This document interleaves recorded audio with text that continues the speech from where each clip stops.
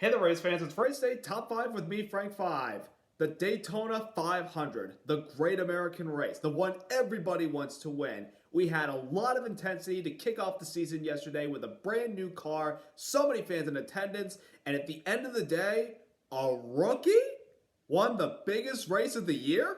Let's talk about our first race of the year. Number 1, Austin Cindric, driver of the number 2 for Team Penske, a rookie, has won the Daytona 500, capturing it over Bubba Wallace, Chase Briscoe, Ryan Blaney, and in his final Daytona 500, Eric Almirola. Last time I checked, a rookie's not supposed to win the Daytona 500. Rookies normally don't win the Great American Race.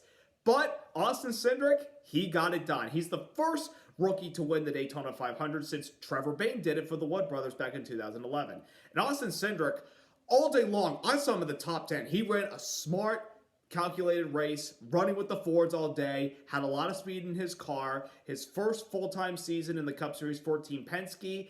He just stayed up there all day, made the right moves, made the right decisions, put himself in the right place at the right time at the end. And on the final restart of the race, he took the outside lane and jumped right in front of his teammate Ryan Blaney, who kind of gave him some room to slide in there and jump in front of him. And they duked it out for the win late with some of the other guys like Brad Keselowski, Bubba Wallace, and Chase Briscoe. And Cindric had to block Blaney coming off of turn 4, coming to the checkers. And then comes Bubba Wallace on the inside. Cindric comes down to block.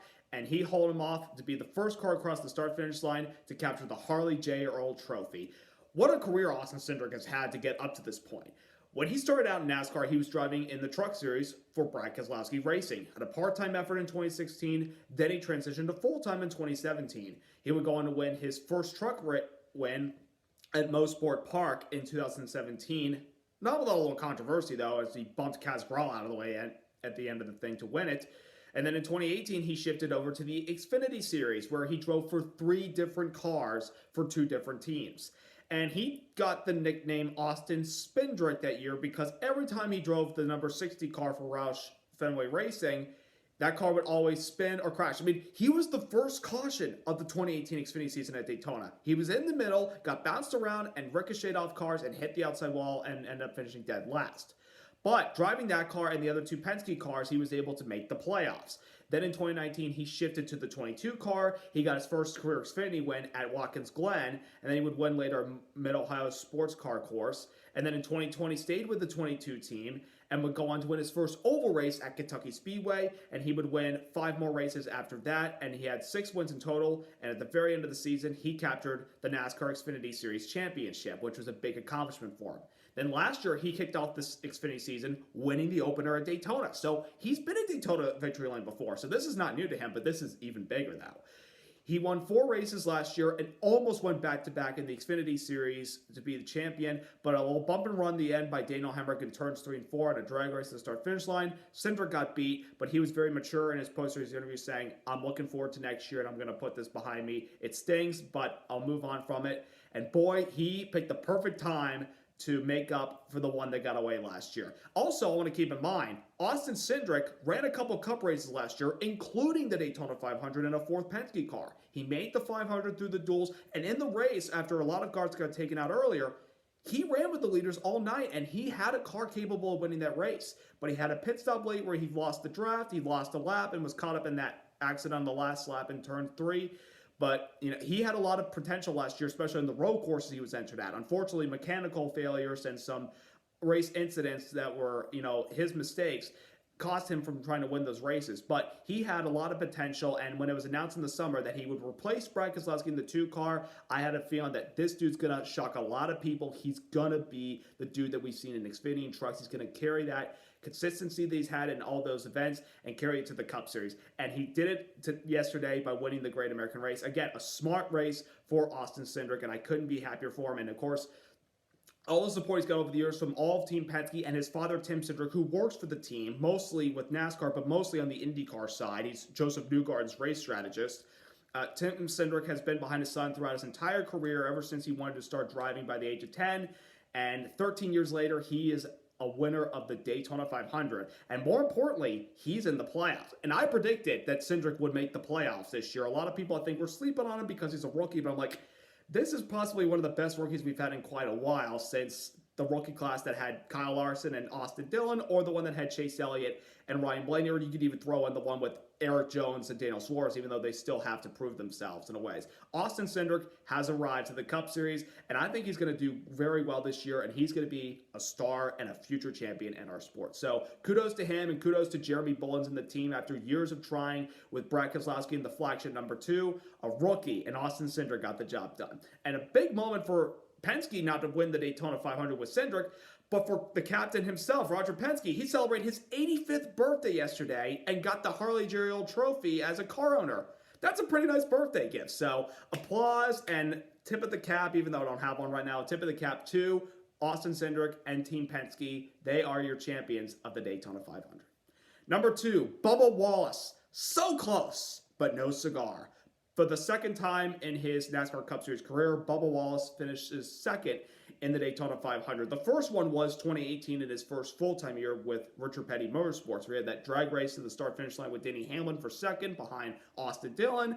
Bubba Wallace was so happy with the second place that day. Yesterday, he was upset because he wanted it so badly. He had a run coming to the tri-oval when Cindric was blocking Blaney. Bubba had the room to try to get there, and he was closing. He lost the race by 3/100ths of a second to Austin Cindric.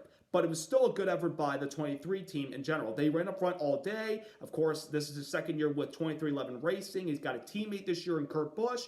He ran well all day. He got caught up in a little incident at the end of the race where he had the right front fender actually get ripped off, but he was able to carry on with that. It didn't seem to hurt him. I mean, you know, when a fender gets ripped off and lets air into the tires, it actually cools it down and helps the handling in a ways. Bubba stayed on the gas and tried the very end there, but just couldn't get it done. He was upset. He said, this is going to hurt for a while. It's going to haunt me for a while, but he gave his best effort. And, of course, he was the most recent Super Speedway winner entering this race. Of course, he won Talladega last fall when he took the lead late, and then the rain came. They couldn't dry the track, and he was declared the winner. He almost got his second career win yesterday, but I expect big things out of Bubba Wallace despite coming up close. He'll put it together, and I think this is going to be an even better year for him with the experience he had after his first year with this team, and with the experience of Kurt Busch coming along as a teammate. Bubba's going to do good things this year. So it was a good start to the season, but he wanted it a little more.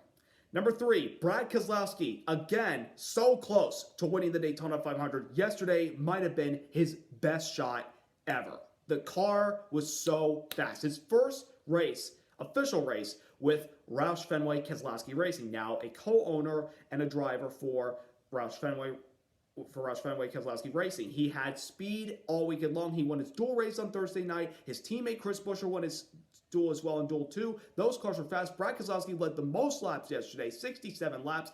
He looked to be in the catbird seat, but he got shuffled late. He tried to fight his way back to the front late. He kind of was a little bit of controversy regarding some of the wrecks that he caused in the day, and I'll get to those later. But he had a car capable of winning the race yesterday with the new team. He got shuffled late. He ended up finishing 9th place, and, you know, he felt bad because he felt like this was the opportunity for him. He's now 0 for 13 in the Daytona 500. He has yet to win the Great American Race. He might get it eventually. He might get it next year, but this year was his best shot. I mean, 2014, he was in the hunt all race long. He finished 3rd in that race, but this was his shot. But I want to say this. For your first race as a co-owner of a team that is trying to get back to the top ranks of NASCAR's top-tier teams and winning races, the speed they had yesterday with the 6 and the 17, they're off to a great start. But the real test is going to be in these upcoming races where they're not super speedways. But I've got a feeling with the expertise of Brad Keselowski, they'll be just fine. I think this team is going to shock a lot of people. So it was a great performance by the 6 team, but just couldn't get down to the end. Number 4, the racing product with the next-gen car. This was the first race with this next-gen car on a super speedway. We did testing in the winter time leading up to this event, and we bunched them all together after some dual races where they kind of got spread out and a couple guys lost the draft. How did it go yesterday as well as the racing product and the wrecks? Well, I feel like we learned a lot of things from this car. The opening laps of the race, a couple guys are riding the high line. Guys are trying to run the bottom lane and try to build it back up there, mostly the Toyotas. The Fords were pretty committed to the top of the racetrack. It would shuffle around for the most part like we've seen the last few years with the Daytona 500 with the introduction of stage racing. We had a lot of good racing yesterday, side-by-side action, multiple different leaders. However, after, concluding the race, the Fords were the best cars. They had the speed all weekend long, and they definitely showed up again in the 500 yesterday. I mean, the cars, they drove in a train a little bit in stage 2 when they were in a little bit of fuel conservation mode before they eventually had to pit. Most of the guys were in single file. Then the final stage came, and they started to go all out. Some guys didn't went single file. Then they went back to double file racing, and the action picked up in that final restart, which was a good run to the checker. That was, I think, the car provided a lot of entertainment in a pack with 40 plus cars yesterday. It was good racing all around. There are things we can learn from this package, though. We can make it maybe a little bit better before we go to Talladega. But I was very impressed with the racing we had. Not a lot of guys lost the main pack yesterday. Some did, and unfortunately they got lapped down and never really recovered from it, like Austin Dillon, for example, Daniel Suarez, Cole Custer, lots of other guys. They were never really able to recover from that. You had to keep up with the draft for the most part, especially what we saw from the duels Thursday night. Even though different time of the day, it's a little warmer, a little bit hotter and slick, unlike the nighttime where it's a little cold and there's a little more grip to the track. You got to stay with this lead draft, and that's going to have to happen when you go to Talladega. Another thing with this car is how would it fare like if these guys got together? Well, there were some wrecks yesterday. The big one was, with a couple laps left in the first stage, where off of turn 2, Harrison Burton, in his first year with the Wood brothers, got bumped from behind by Brad Keselowski off turn 2 and went down to the inside and collected William Byron, Kyle Busch, Denny Hamlin, Christopher Bell, Alex Bowman, and Ross Chastain. Now, Burton went upside down. I mean, as you can see that right there, that's not good. I mean, it's the first next-gen car to go upside down. And, unfortunately, Harrison Burton was the dude that went upside down. And William Byron hit the inside wall. He was knocked out of it. Denny Hamlin, the transaxle in the rear end was broken, so he was not able to continue. Christopher Bell was able to fix the car, then he had to come back to the garage later to fix mechanical parts, which that's not a violation of the damaged vehicle policy. But he was already out of it. Ross Chastain was out of it. Alex Bowman actually was able to fix the car, but he was 4 laps down, and he had to settle for 24th place. Kyle Busch was the only one out of those guys involved in that wreck that actually was able to continue on and be a contender. He fixed the right side of that car with tape. He stayed up there. He got up to the lead almost at the very end of the race, pushing one of his Toyota teammates, Bubba Wallace, but he had to settle for a 6th place finish, but it was nonetheless a good effort by the 18 team. Then in stage 3, with about I'd say 50 laps to go at the very least, Tyler Reddick got loose coming off of turn 4 and ricocheted into traffic, collecting Martin Truex Jr., Kurt Busch, and Joey Logano. All of them but Tyler Reddick were able to continue. Then, with 9 laps to go, going into the tri-oval, a little accordion effect on the top lane had Kevin Harvick get bumped from behind by the defending Cup champ Kyle Larson, and Harvick clipped Noah Gragson, knocked him in the outside wall. That incident took out Todd Gilliland and Eric Jones. Unfortunately, all 3 of those young guns were having a very solid race all around. All of them were in the top 10 for most of the event. And Kyle Larson was knocked out, Harvick was knocked out. And then on a restart with 7 laps to go, Ricky Stenhouse Jr., battling for the lead, got turned off the front bumper of Brad Keselowski and hit Bubba Wallace. That's where the damage came for Bubba. And Stenhouse went to the outside wall and collected Chris Buescher. Buescher was able to continue, not Stenhouse.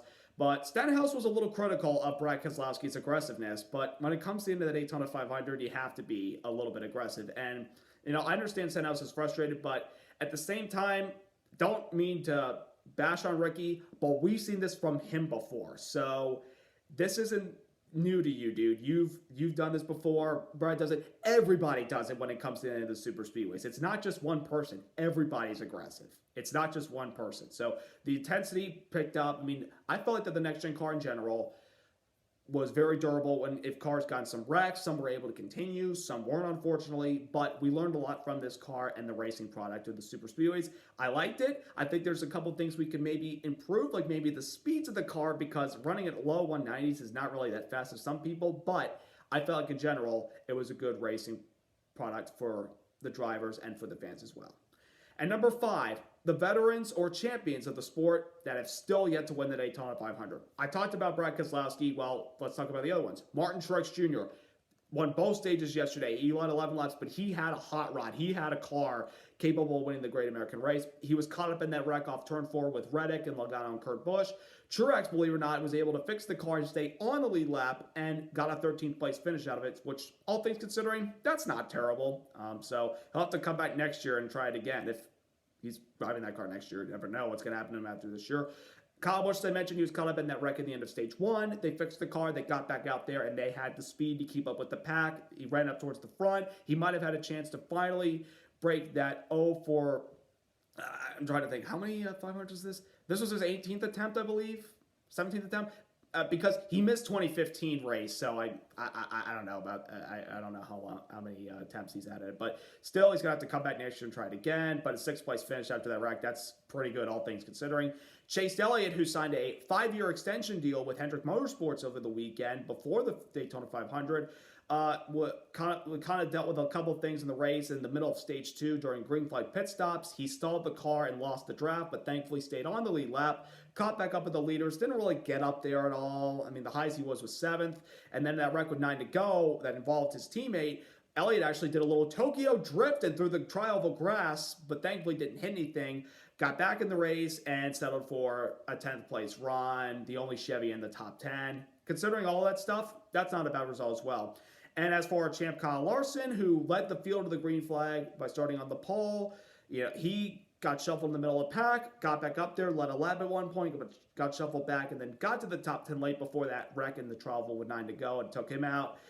So tough break for some of our champions that are still yet to win the Great American Race, but they'll be back next year, and they'll now focus on trying to go win the championship, and all of them, they'll make the playoffs. They're going to be just fine. Also, want to give a quick shout out to the other winners this weekend in the Xfinity Series. Austin Hill, in his first full year in the Xfinity Series, captured the Beef It's What's for Dinner 300 at Daytona, winning the Xfinity Opener's first full-time season with Richard Childress Racing. Of course, he won a truck race in 2019 for Tory Racing Enterprises. He won the race under the moment of caution after Mike Snyder emerged from a scary incident where he got upside down the backstretch and actually clipped the catch fence, but thankfully he was fine. A little soreness in his leg, but he's good for the most part. But a big moment for Austin Hill, and I think he's a dude that's going to be fun to watch Xfinity this year, so kudos to him, beating out AJ Allmendinger or Noah Gragson. And then on the Truck Series Friday night, a race that featured a lot of chaos, a lot of young guns, a lot of new faces, new places, and one of those new faces, new places happened to be Zane Smith, driving for Front Row Motorsports, replacing Todd Gilliland, who moved up to Cup this year. Zane Smith emerged victorious, winning the NextEra Energy 250 Friday night at Daytona, where one of those races coming to the white flag, there was a big wreck behind him, and he felt like he took the white and the race was over, but it turned out that they pressed the caution lights before they crossed the line and took the white flag, which would have ultimately ended the race. So he had to go through another restart, but he was able to cross the line that time. Then there was a wreck behind him, and they officially called it, and he was the winner. So a big moment for Zane Smith, hoping to finally get to the championship this year. He's been runner-up in the championship last year. Hopefully this year with a new team, he'll get the job done. But all in all, great racing all around. And the atmosphere at Daytona this week, all those fans packed in there. We had some last year, but at limited capacity this year. Sold out, infield, suites, the grandstands. It was just amazing to see the atmosphere of the fans, the celebrities. Charles Woodson gave the command for the race. He did a great job. Trace Atkins sang the national anthem, and Luke Combs, second year in a row, where he did a pre-race concert with full fans. He did a great job doing the song. Doing this, I think that's what the name of it's called. I'm not really a big listener to his music, but he sung great, and the crowd was really into it. They loved their country music, and like the whole broadcast by Fox was really good. Mike Joy doing another Daytona 500. He's almost like done 43 of these. I mean, he's been around for a long, long time. He did a great job. Tony Stewart, his addition to the booth for this race was phenomenal. Clint Boyer, he did a great job. Chris Myers, Jamie McMurray in the pre-race show were great. Jeff Gordon joined him briefly towards the end before pre-race ceremony, so it was good to hear his take on the Great American Race. And the pit reporters, Jamie Little, Regan Smith, Vince Welch, they did a great job all around. Larry McReynolds with his crew chief expertise. It was a good broadcast and a good start to the season for NASCAR and Fox, and a great race overall. So, Speed Weeks is officially in the books, and now we're off to California. I want to quickly point out that NASCAR on Fox announced Thursday night in the duels that Matt Kenseth might join Clint Boyer for the call of that race next week. That's going to be fun because Kenseth's a 3-time winner at Auto Club, so he's really good there, and he's got a pretty good dry sense of humor. So it'll be fun to see what Matt has to say.